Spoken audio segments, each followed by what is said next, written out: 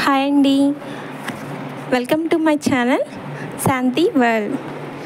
ఈరోజు మీకు నాటుకోడితో కర్రీ చేయడం ఈ వీడియోలో చూపించబోతున్నాను. నాటుకోడిని ఫస్ట్ తీసుకొని 2-3 టైమ్స్ నీట్గా వాష్ చేసి పెట్టుకోవాలండి. ఇప్పుడు ఈ నాటుకోడికి కావలసిన మసాలా పౌడర్ రెడీ చేయబోతున్నాను. ఒక ప్యాన్ పెట్టుకొని 1 ఇంచు దాల్చిన చెక్క, 7-8 లవంగాలు తీసుకోవాలి. అలాగే 3 యాలకులు, 1 స్టోన్ ఫ్లేవర్, 2 టేబుల్ స్పూన్ల ధనియాలు, 1/2 స్పూను జీలకర్ర అండి. వీటన్నిటిని లో ఫ్లేమ్లో పెట్టుకొని ఫ్రై చేసుకోవాలి. లో ఫ్లేమ్లో పెట్టుకొని ఫ్రై చేసుకుంటే మంచి కుక్ అవుతాయి, అలాగే మంచి స్మెల్ కూడా వస్తుంది. హై ఫ్లేమ్లో పెట్టుకుంటే మాడిపోతాయండి. లో ఫ్లేమ్లో పెట్టుకున్న తర్వాత నీట్గా ఫ్రై చేసుకోవాలి. తర్వాత గసగసాలు వేసుకొని ఇంకా తీసేస్తామనంగా ఫ్రై చేసి పెట్టుకోవాలి.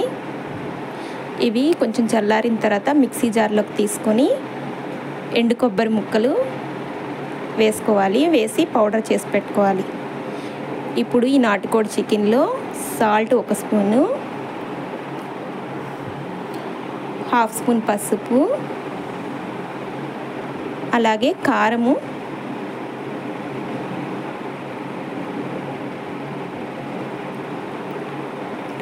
1.5 స్పూన్ వేసామండి. మీకు కారం ఎక్కువ తినేవాళ్ళైతే ఇంకొంచెం వేసుకుంటే సరిపోతుంది. 1/2 లెమన్ వేసి మొత్తాన్ని మంచిగా మ్యారినేట్ చేసి పెట్టుకోవాలండి.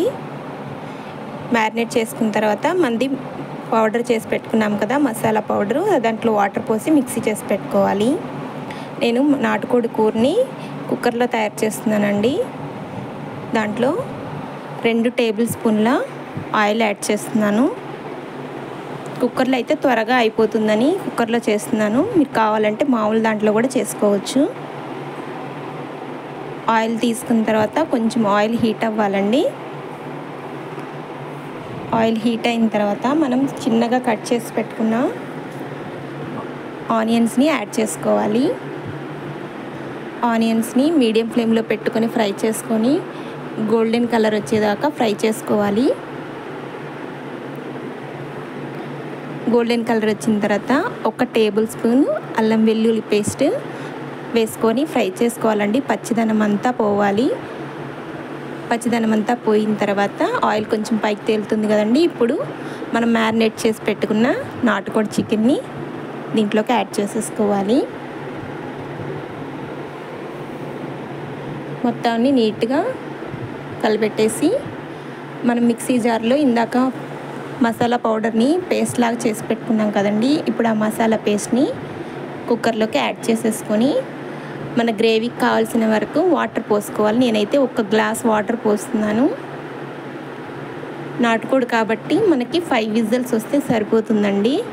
ఇంకా మరీ ఎక్కువ విజిల్స్ అయితే మెత్తగా అయిపోతుంది. 5 విజిల్స్ అయితే సరిపోతుంది.